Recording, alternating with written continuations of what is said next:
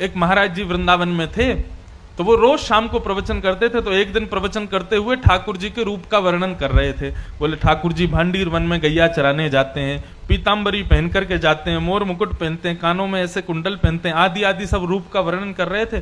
तो उनके सारे शिष्य बैठ करके सुन रहे थे। उन शिष्यों में सबसे पीछे बैठा था उनकी गौशाला में गायों की सेवा करने वाला ग्वारिया। और वो ग्वारिया इतना सीधा था, इतना भोला था कि सब लोग उसको प्यार से भोंदू बुलाते थे। क्या बुलाते थे? भोंदू किसको कहते हैं? जो बहुत भोला होता है उसको भोंदू कहा जाता है।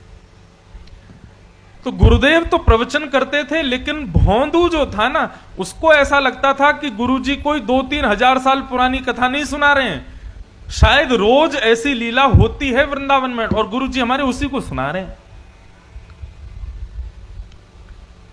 आज जब गुरुजी ने बताया भांडीर वन में ठाकुर जी गैया चराने के लिए जाते हैं, भोंदू ने जैसे ही सुना, सुन करके भोंदू को लगा मैं भी तो भांडीर वन जाता हूं गैया चराने। अरे उसी भांडीर वन में मैं भी गैया चराने जाता हूं और गुरुजी बता रहे हैं उसी भांडीर वन में ठाकुर जी गैया चराते हैं, लेकिन मुझको तो कभी दिखे नहीं। शायद मैंने कभी ध्यान नहीं दिया होगा। अब गुरुजी ने बता दिया, अब कल से भांडीर वन जाऊंगा तो वहां खोजूंगा, ठाकुर जी भी आते हैं, गुरुजी बता रहे हैं। उसका इतना विश्वास गुरुजी की बात पर कि उसको लगा कि ठाकुर जी आज भी आते हैं भांडीर वन। अगले दिन गैया चराने के लिए भांडीर वन गया, तो भांडीर वन में गैया सब घूमने लगी और वो यत्र तत्र सर्वत्र वृक्षों के नीचे, सघन कुंजों में, जंगलों में जाके ठाकुर जी को खोजने लगा।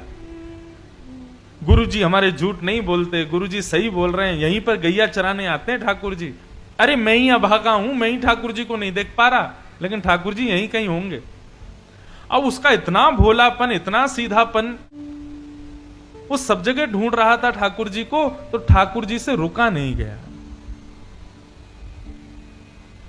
अकेले जान भोंदू को अपने गायों के समूह को लेकर के, तभी भोंदू देखता है कि सामने से विशाल गायों का समूह आ रहा है और उस गाय के समूह के मध्य में श्याम वर्ण के पीतांबरी पहने हुए ठाकुर जी उसकी ओर आ रहे हैं। ठाकुर जी को अपनी ओर आते देख भोंदू तो नाचने लगा, निमग्न हो गया, भाव में भर गया। कटाक्ष नेत्र ठाकुर जी के, सुंदर कपोल, मधुर मुस्कान, घुंघराले केश, मोर मुकुट सिर पर, पीतांबरी पहने हुए, चंदन की सुगंधी महकते हुए ठाकुर जी गैया चराते हुए आ रहे हैं। भोंदू ने जैसे ही उसको देखा निमग्न हो गया।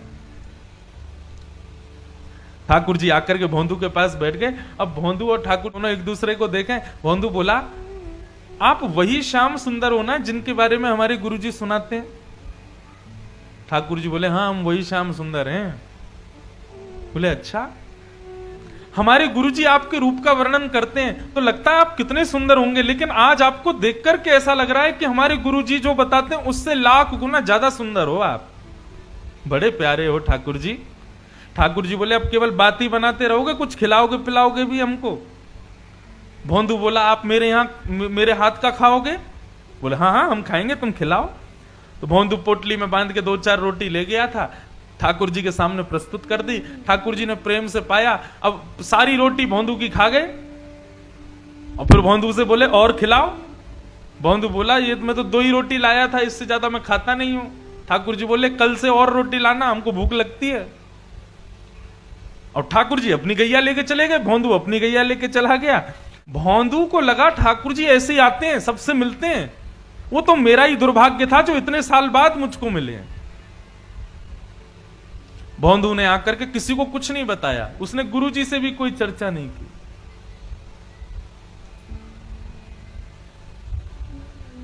दूसरे दिन जैसे ही भोंदू जाने लगा,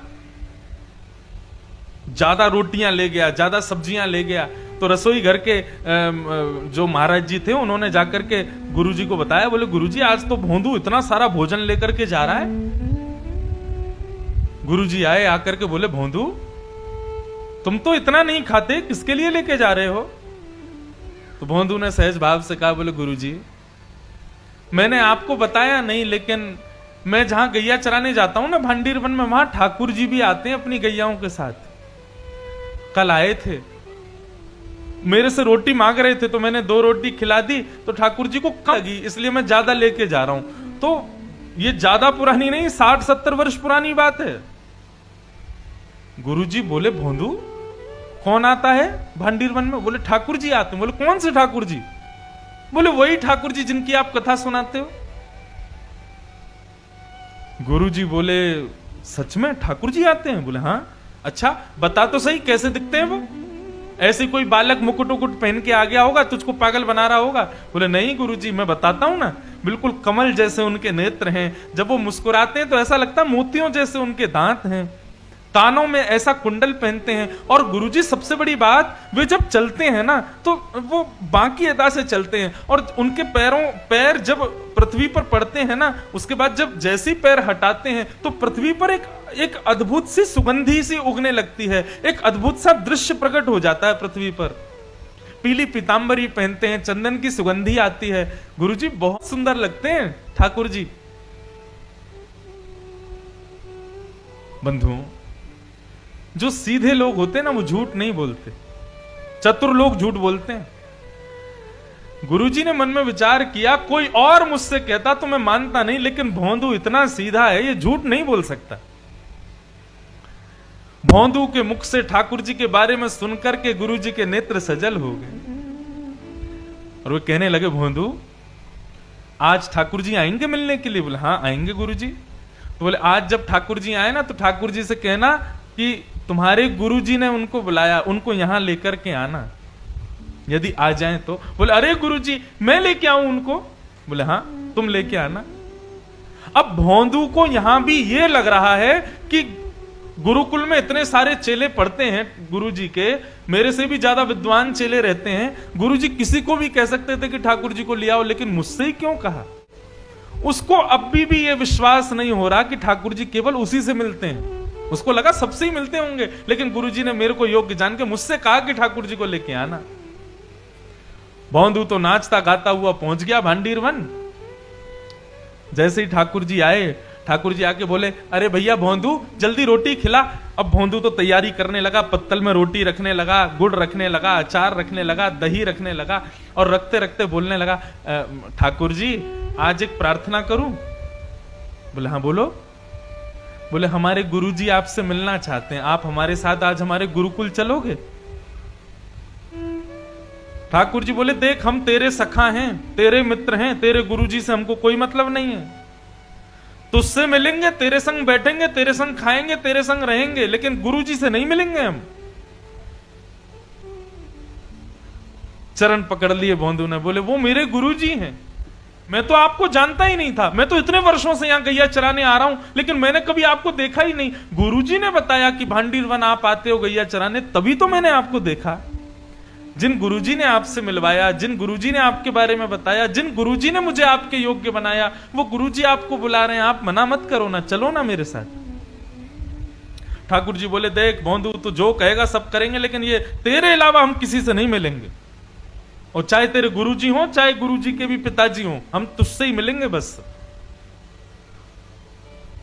ठाकुर जी रोटी खा रहे थे बढ़िया गुड़ के साथ में, तो भोंदू ने हाथ से रोटी छिना ली, बोले तो ये भी मत खाओ, ये भी गुरुजी की है, और पत्तल भी उठा ली, बोले ये भी छोड़ो, ये भी गुरुजी के यहाँ की बनी है, ये भी क्यों खा रहे हो?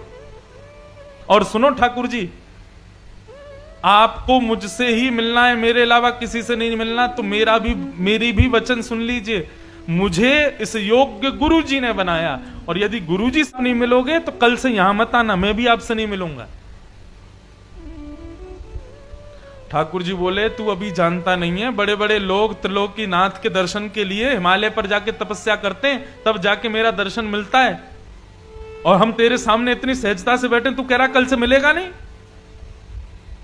भोंदू बोला, मैंने तपस्या नहीं की, मैंने अपने गुरु की सेवा की, तो इसका मतलब यह सिद्ध हो गया कि लोग 1000 वर्ष तपस्या करके आपका दर्शन करते हैं, लेकिन मेरे गुरुजी के चरणों में 1000 वर्षों के समान तपस्या का फल है, मैं उनको प्रणाम करता हूं और उससे मुझे आपके दर्शन हो जाते हैं।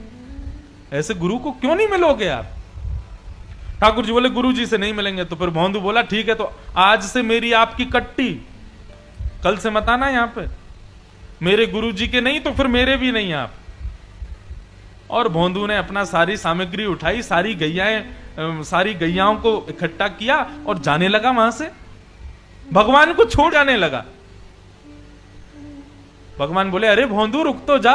बोले अब तो मैं तभी रुकूंगा जब आप मुझे वचन दोगे कि मेरे गुरुजी से मिलोगे। अगर आप ये वचन नहीं दोगे तो मैं नहीं मिलूंगा, मैं नहीं रुकूंगा। भोंदू जाने लगा, थोड़ी दूर गया, थोड़ी और दूर गया। अब मानो जैसे कि हमारे श्याम सुंदर के त्रिलोक की नाथ की त्रिलोक की संपदा छूट रही हो। दौड़े भोंदू के पीछे और पीछे जाकर के भोंदू के कमर पर चढ़ गए ऊपर और बोले तू जहां जाएगा सब जगह जाएंगे, लेकिन तू छोड़ करके मत जा, ले चल अपने गुरुजी के पास में। और आज आश्रम में बैठे गुरुजी राह तक रहे थे कि भोंदू आ रहा होगा गैया लेकर के। तभी क्या देखते हैं, असंख्य गायों का झुंड आ रहा है और उन असंख्य गायों के झुंड के बीच में भोंदू अपने कमर पर ठाकुर जी को उठा करके ला रहा है। ये दृश्य देखते ही जो गुरुजी थे वे तो मूर्छित हो गए और जब होश में आया तो नंद नंदन को सामने देखा। उठते ही जैसे ही ठाकुर जी को देखा, ठाकुर जी को प्रणाम नहीं किया, पहले भोंदू को प्रणाम किया। बोले तेरी भक्ति को प्रणाम करता हूं भोंदू, तेरी इतनी सरलता, इतनी सहजता, इतनी कोमलता कि तेरा नाम भी कोई तेरे को नहीं बुलाता, सब तेरे को भोंदू भोंदू बुलाते, इतना सीधा है तू। आज तेरे वशीभूत होकर के त्रिलोक की नाथ मेरे आश्रम चल के आए हैं। ये सत्य घटना है वृंदावन की।